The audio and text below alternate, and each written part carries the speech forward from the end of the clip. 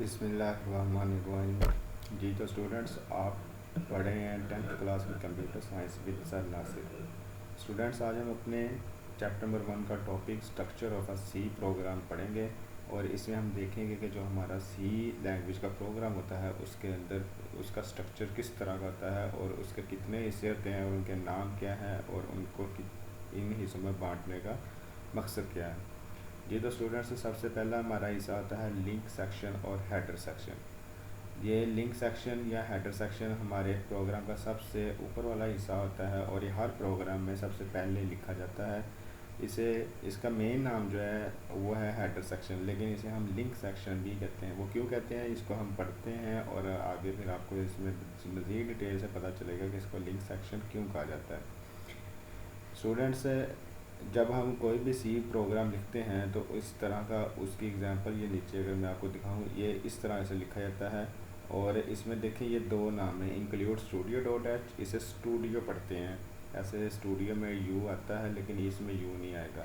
Include studio dot H और include conio dot H, ये दो फाइल्स के हैं जिनको हमने इंक्लूड के नाम के साथ लिखना है। इनको हम मेन फंक्शंस बोलते हैं या हेडर फाइल्स बोलते हैं। स्टूडेंट्स, इनके लिखने का मकसद क्या है? असल में देखें, जब हमने शुरू में बात की थी तो हमने सी लैंग्वेज के कुछ फंक्शंस, सी लैंग्वेज के कुछ कीवर्ड्स के बारे में बात की। जब हम उन कीवर्ड्स को अपने सी प्रोग्राम में इंक्लूड करेंगे किसी भी प्रोग्राम में, तो जो हमारा कंपाइलर है उसको कैसे पता चलेगा कि इस फंक्शन के अगेंस्ट क्या काम सर अंजाम देना है, क्या परफॉर्मेंस देनी है। तो वो सारे जो भी मालूमात होगी वो इस हेडर फाइल में मौजूद होती हैं और ये हेडर फाइल उस IDE इंटीग्रेटेड डेवलपमेंट एनवायरनमेंट के साथ लिंक्ड होती है जिसमें हम अपना प्रोग्राम लिख रहे होते हैं। असल में ये हेडर फाइल हमारे प्रोग्राम को, हमारे कंपाइलर को बताती है कि आपने जो भी फंक्शंस और जो भी आपने कीवर्ड्स यूज़ किए हैं उनका मकसद क्या है और उनकी परफॉर्मेंस क्या है और वो कब कब और कहाँ कहाँ किस तरह यूज़ हो सकते हैं।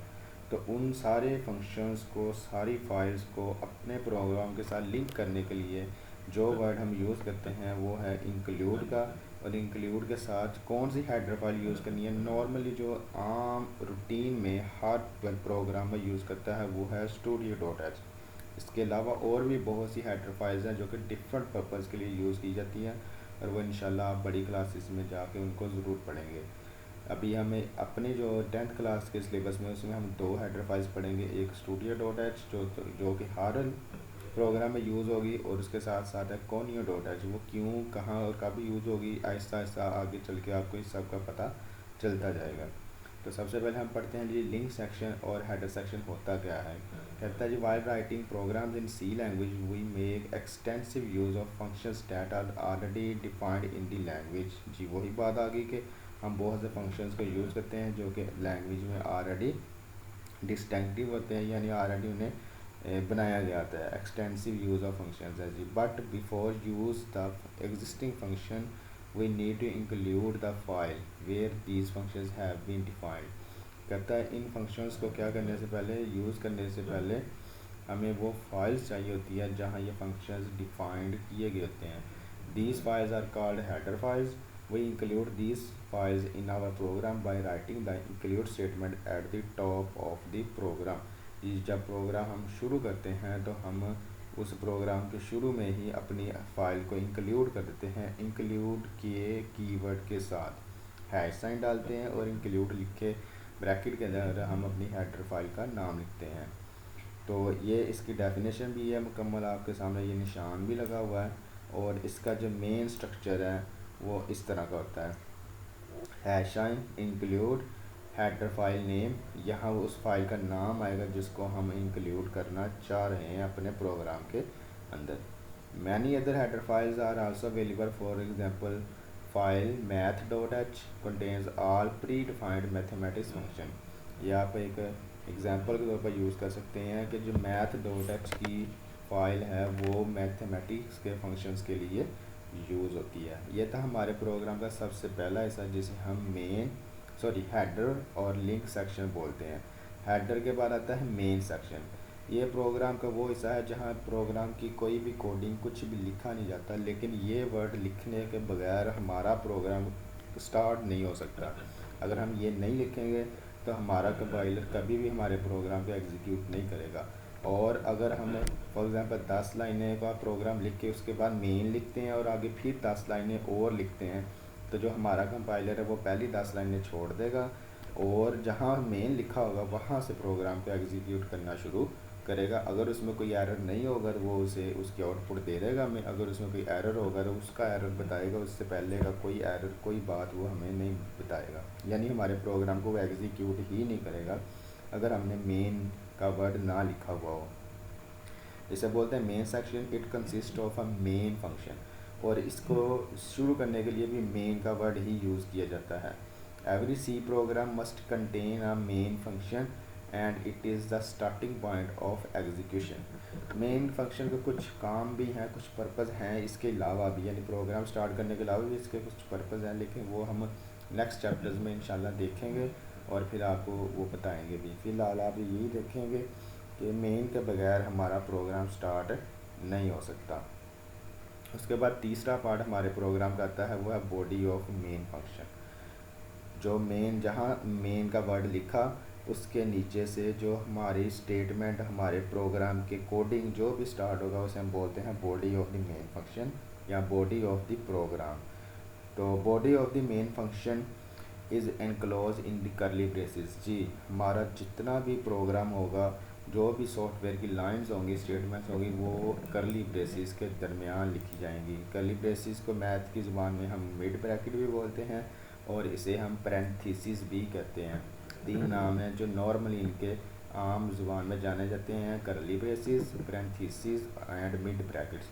हम कंप्यूटर साइंस में इन्हें पैरेंथेसिस भी बोल सकते हैं और करली ब्रेसेस भी बोल सकते हैं, दोनों गलत नहीं होंगे, लेकिन हम इन्हें मिड ब्रैकेट नहीं लिख सकते चूँकि वो मैथ में यूज़ होता है। The body of the main is enclosed in the curly braces. All statements inside these curly braces make the body of the main function. The statements print F hello world, ऊपर उन्होंने का जी example दिया, उसमें हमने आपको hello world की एक statement दी हुई है, वो कर्ली ब्रेसेस के बिल्कुल दरमियान में लिखी हुई है। अगर मैं आप लोगों को दिखा सकूं तो आई थिंक सो वो हमारी काफ़ी पीछे एग्जांपल, हम इससे नीचे चलते हैं। ये देखें जी, यहाँ से वॉइड में, वॉइड का नाम क्यों लिखते हैं ये भी आपको बाद में बताया जाएगा अगली चैप्टर्स में चल के। ये देखें, यहाँ से करली ब्रेसेस स्टार्ट हुई, हमारा जो भी प्रोग्राम था वो इसके अंदर लिखा गया और यहाँ पे एंड हो गई। इसके एंड का मतलब है इसके बाद प्रोग्राम ख़त्म हो गया। तो जी, तो स्टूडेंट्स आपने मेन हमारे जो स्ट्रक्चर ऑफ सी प्रोग्राम है उसके 3 पार्ट्स को आज पढ़ा। हम इसके बाद है जी एक इम्पोर्टेंट नोट है, उसकी तरफ हम चलते हैं, जो कि हमारे सी प्रोग्राम के बारे में ही है। उसमें कहता है जी following points must be kept in mind. जी, नीचे दिए गए पॉइंट्स को आप जहन में ज़रूर रखिएगा।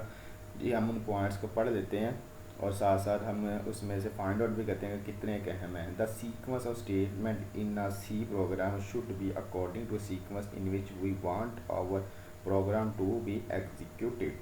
जी, इसमें हम कहता है जी हम अपने सी प्रोग्राम में जो भी स्ट्रक्चर लिखेंगे उसको उसी तरह रखेंगे जिस तरह हम उसे एग्जीक्यूट करवाना चाहते हैं। अगर हम आगे पीछे लाइनें कर देंगे अपने स्टेटमेंट्स की तो हमारा प्रोग्राम वो आउटपुट नहीं देगा जो हमें रिक्वायर्ड है। डेफिनेटली हमें इस चीज़ को अपने जहन में रखना चाहिए। अगला है जी C language is case sensitive. जी, ऑब्वियसली HTML की तरह C language case sensitive, sorry HTML case sensitive नहीं थी, लेकिन सी लैंग्वेज से केस सेंसिटिव है। It means that if a keyword is defined with the small case letter. कहता अगर कोई कीवर्ड आप खुद भी डिफाइन करते हैं या कहीं लिखते हैं, अगर आपने इसका स्मॉल केस लेटर्स में लिखा है यानी छोटी ABC में लिखा है, तो फिर आप उसे कैपिटल यूज़ नहीं कर सकते, वो आपका एरर देगा। Each statement ends with the semi colon symbol, और सी प्रोग्राम में हर स्टेटमेंट सेमी कोलन सिंबल के साथ ही ख़त्म होगी। जी, तो स्टूडेंट्स उम्मीद है कि आज के लेक्चर की आपको समझ आई होगी। 3 डेफिनेशंस हमने पढ़ी और 3 मेन पॉइंट्स पढ़े। इसके बाद फर्दर हम कल अपना नेक्स्ट टॉपिक जो है उसको स्टार्ट करेंगे इंशाल्लाह ताला, और आप साथ साथ अपनी बोर्ड के पेपर्स की तैयारी को जारी रखें। जी, जज़ाकल्लाह, अल्लाह हाफिज़।